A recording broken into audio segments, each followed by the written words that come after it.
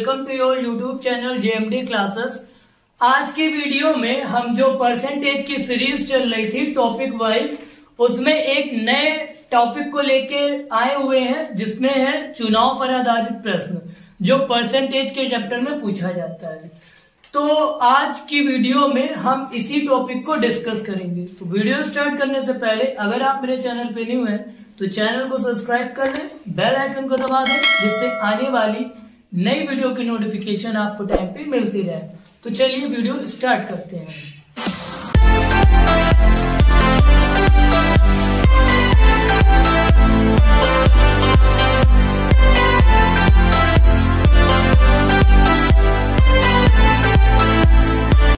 तो आज हम बात करने वाले हैं चुनाव पर आधारित प्रश्न। जो चुनाव पर आधारित प्रश्न होते हैं उनको हम किस तरह करेंगे, ठीक है।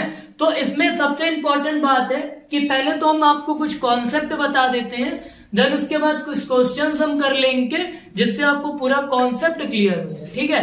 तो चुनाव की अगर हम बात करें तो सबसे पहले नाम आता है जो हमारी मतदाता सूची होती है, ठीक है, मतदाता सूची। तो अब मतदाता सूची होती है जिसे वोटर लिस्ट कहते हैं, जिसमें क्या होता है कि वोटर लिस्ट में जिन जो लोग वोट डाल सकते हैं उनके नाम होते हैं, ठीक है। अब यहां से ये दो पार्ट में आती है भाई। सबसे पहले क्या होता है, अब जिन के नाम लिखे हुए हैं वोटर लिस्ट में सब तो डालते नहीं है, कुछ डालेंगे जाकर के वोट और कुछ वोट नहीं डालेंगे जाकर के। तो यहां पर क्या होगा कि भाई डाले गए वोट, ठीक है, डाले गए वोट और ना डाले गए वोट।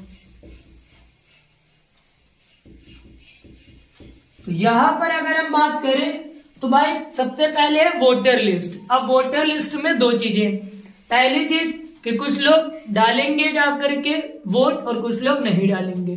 तो इससे हमें कोई मतलब ही नहीं है, ठीक है, क्योंकि जीत या हार का फैसला इस पे होगा कि कौन जीता है कौन हारा है। उसका फैसला किससे होगा, जो वोट डाले गए हैं उनसे फैसला होगा, ठीक है, ये कहने का मतलब है। तो भाई अब जो वोट डाले गए उनमें भी दो तरह के वोट हो जाते हैं। एक हमारा होता है वैध मत यानी वैध वोट, ठीक है, और एक होता है अवैध मत यानी अवैध वोट, ठीक है।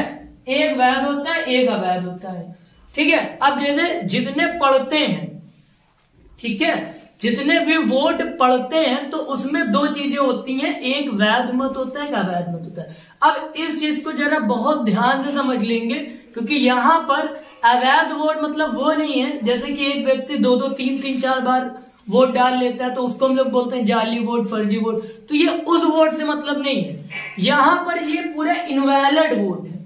मतलब क्या है कि जैसे आप वोट डालने जाते हो तो आपने एक बटन दबाया, ठीक है, तो अब एक बटन दबाने के बाद आपने जिसकी भी जो भी बटन दबाया जिस भी पार्टी का उसको वोट चला जाता है। पर आपने क्या करा, एक साथ दो तीन वोट डाला, मतलब दो तीन बटन दबा दे कि भाई हम इसको भी वोट दे दें, इसको भी वोट दे दें, इसको भी वोट दे दें, सबको एक एक बार वोट दे दें, है ना। तो उसमें क्या होता है, वो वोट इनवैलिड हो जाता है। जस्ट लाइक जब आप एग्जाम लेने जाते हो तो जो आंसर शीट मिलती है जिसमें आप गोले भरते हो, ठीक है, ओएमआर शीट जिसे बोलते हैं। अब आपने एक में गोला करे तो ठीक है, लेकिन आप दो में कर दोगे तो वो इनवैलिड हो जाता है, मतलब वो काउंट ही नहीं होगा, भले जो दो आपने करे उनमें से एक सही हो। तो ये क्या उसी की बात कर रहा है। तो यहाँ पर ये मत समझना कि जिसमें धांधली हो गई, एक दो तीन बार वोट डाल दिया है तो वो भी वोट काउंट होगा, ठीक है। तो ये उस वोट की बात नहीं कर रहा है। तो ये वही वाले वोट होंगे जो वोट काउंट नहीं करे जाएंगे, ठीक है। डले तो है, बेशक डले लेकिन काउंट नहीं हो रहे हैं, ठीक है।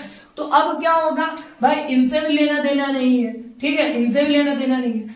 अब जो हारेगा और जीतेगा वो यहां से लेना देना है, वैध मत से जीते, यहां पर जीतने और हारने वाला, ठीक है, इनसे लेना देना है। तो एक जीतेगा और एक हारेगा, तो अब इन्हीं से मतलब होगा कि कौन जीत रहा है कौन हार रहा है, ठीक है। और अब हमें ये याद रखना है, जीतने व हारने वाले को ही हम लोग क्या करेंगे, वैध मत के अकॉर्डिंग ही क्या करेंगे, डिस्कस करेंगे।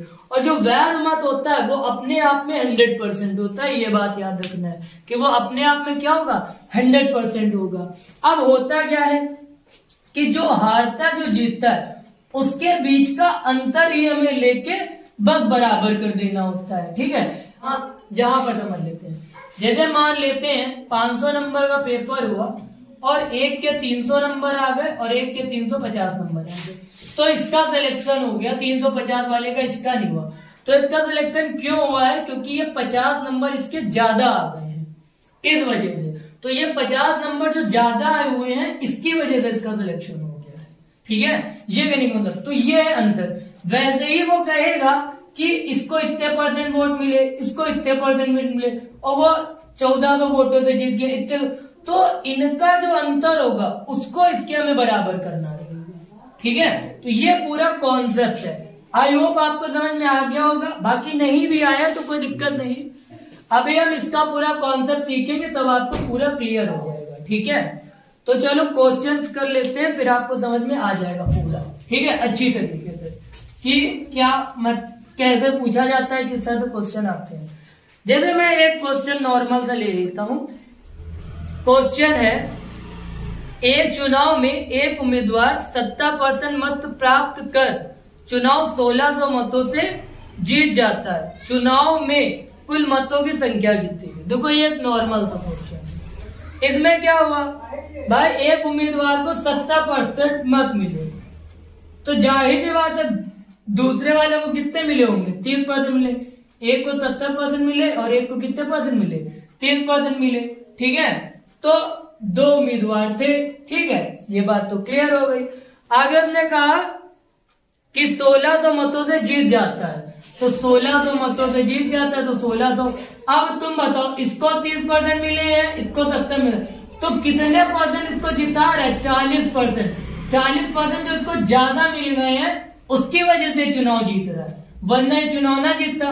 तो उस 40% को ही हम क्या करेंगे? 1600 के बराबर कर देंगे। तो अगर 40 बराबर 1600 के, तो इसको इससे काट लेंगे तो 1% की वैल्यू देख लेंगे, तो कितनी आ जाएगी? 40 आएगी। 0 से 0 कट जाएगा और 4 × 16। तो 100% की बात करें तो 100% से गुणा करा देंगे, ठीक है। यानी कि 4000 टोटल वोट पड़े थे, ठीक है।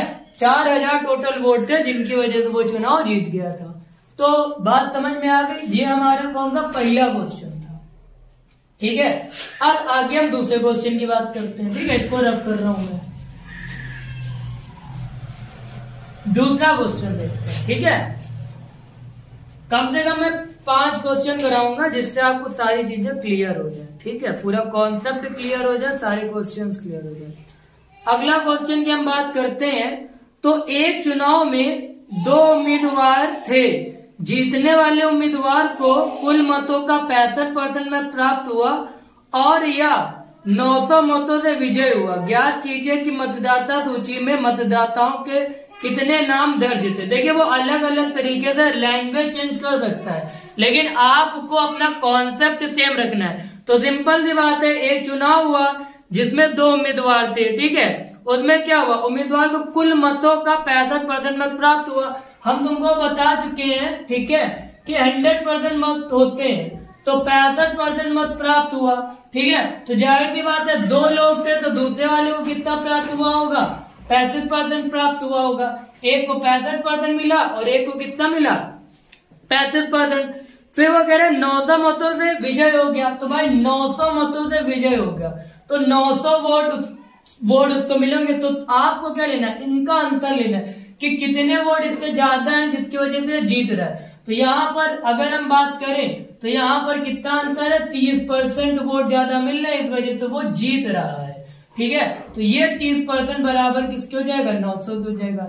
इसको काट लेंगे तो 1% की वैल्यू 30 आ जाएगी और 100% की अगर हम बात करें तो हमारा कितना आ जाएगा? 3000 वोट। तो ये हमारा क्या हो जाएगा? अंतर हो जाएगा, ठीक है। समझ में आ रहा है आपको? ठीक है, क्लियर हो गई ये बात, ठीक है। इसका कॉन्सेप्ट क्लियर हो गया तो इसका आंसर कितना हो जाएगा? 3000, ठीक है। आई होप आपको समझ में आ रहा होगा। अब अगला क्वेश्चन लेते हैं, अगले क्वेश्चन की बात करते हैं। अगला क्वेश्चन है, किसी चुनाव में ए और बी 2 प्रत्याशी थे। ए ने कुल मतों का 45% प्राप्त किया परंतु 1000 मतों से चुनाव हार गया। कुल मतों की संख्या ज्ञात कीजिए, ठीक। अब इनको देखते हैं, अगला क्वेश्चन करते हैं। अगला नंबर है तीसरा नंबर, ठीक है। अब ये कैसे होगा इसको समझते हैं। तीसरा नंबर क्वेश्चन देखो, ए और बी क्या रहे, दो कैंडिडेट थे, ठीक है। अब दो कैंडिडेट में क्या हुआ, ए ने कुल 45% मत प्राप्त किया, भाई इसने 45% मत प्राप्त कर लिया, और उसके बाद अगर इसने 45% मत प्राप्त किया तो दूसरे वाले ने कितने प्राप्त किया होगा, 55%, क्योंकि दोनों का सम हमें क्या लाना है, 100 लाना है। और उसके बाद वो ये कह रहा है कि 45% मत प्राप्त करने के बाद क्या होता है कि वो चुनाव जो होता है वो क्या हो जाता है, हार जाता है, ठीक है। 1000 मतलब कहने का मतलब ये है कि परंतु 1000 मतों से चुनाव हार गया, तो कुल मतों की संख्या, अब वो क्या हो रहा है कि चुनाव हार गया है, ठीक है। यानी अभी तक तो जीत रहा था पर अब क्या हो गया, हार गया है। तो अब देखो तुम, आपको कंफ्यूज करने के लिए यहाँ दी गई है चीजें, आपको कंफ्यूज नहीं होना। आप सोचोगे जीत रहा था तो इनका अंतर, तो भैया हार रहा है तब भी तो ये 10% वोट उसे कम मिले तभी तो वो हारा है, वरना वो हारते ही क्यों। तो इसका मतलब 10% की वैल्यू 1000, अब की क्वेश्चन को घुमा दिया गया है, ठीक है। तो तब भी आपको काम वही करना है, 1% की वैल्यू कितनी हो जाएगी, 100, तो 100% की वैल्यू कितनी थी, 100% की वैल्यू यानी 10,000, तो 10,000 वोट क्या थे, पूरे पड़े थे, ठीक है। 10,000 वोट पड़े थे जिसकी वजह से वो क्या हो रहा था, जीत रहा था, ठीक है। तो क्वेश्चन नंबर ये कौन सा था, तीसरा था, ठीक है। तो इसका आंसर चेक कर लेते हैं हम लोग, ठीक है, आ रहा है, ठीक है, 10,000। अब अगला क्वेश्चन ले लेते हैं, ठीक है। अगला क्वेश्चन लेते हैं 14 नंबर क्वेश्चन, ठीक है। सारे क्वेश्चन देखिए अलग अलग टाइप के मैं ले रहा हूं ताकि आपको चीजें क्लियर हो जाए। अब अगला क्वेश्चन लूंगा तो वो एक अलग टाइप का क्वेश्चन होगा, ठीक है। तो अगला क्वेश्चन क्या है वो समझ लेते हैं। अगला कह रहा है, अगला क्वेश्चन है कि एक चुनाव में 3 उम्मीदवार ने भाग लिया। देखो मैं आपको 3 वाला भी करा देता हूं, ठीक है, जिससे कोई कंफ्यूजन ना हो।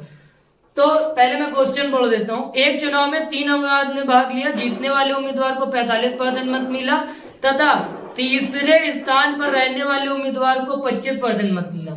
यदि दूसरे स्थान पर रहने वाला उम्मीदवार 4500 मतों से चुनाव हारा हो तो कुल कितने मतदाताओं ने मत दिया, ठीक है। अब ये आपकी हर क्वेश्चन बिल्कुल अलग टाइप का है, ठीक है।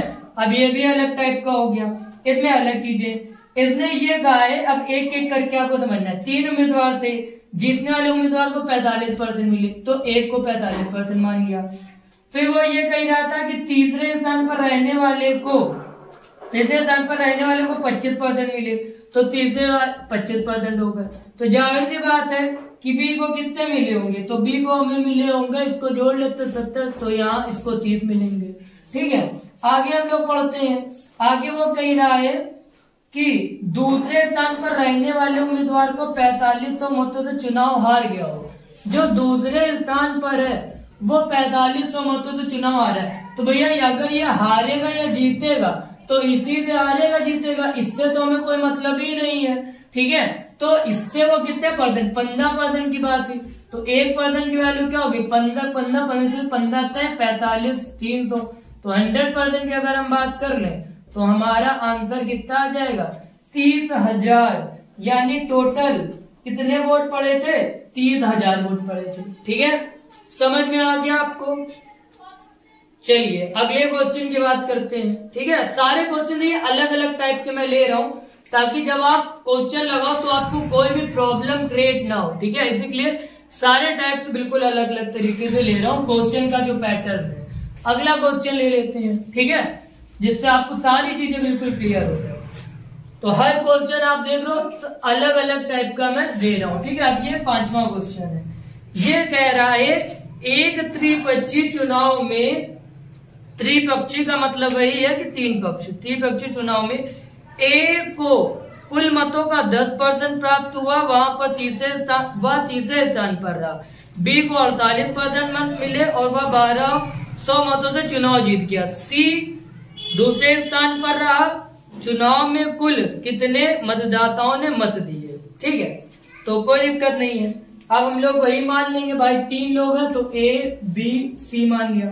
अब अकॉर्डिंग टू क्वेश्चन जो वो कह रहा है कि एक को 10%, ठीक है, और एक को कहा गया है 48 पर, कितना लिखा, हाँ 48%, ठीक है, और फिर एक को कितने मिले होंगे, तो ये जोड़ लेंगे तो 42%, ठीक है।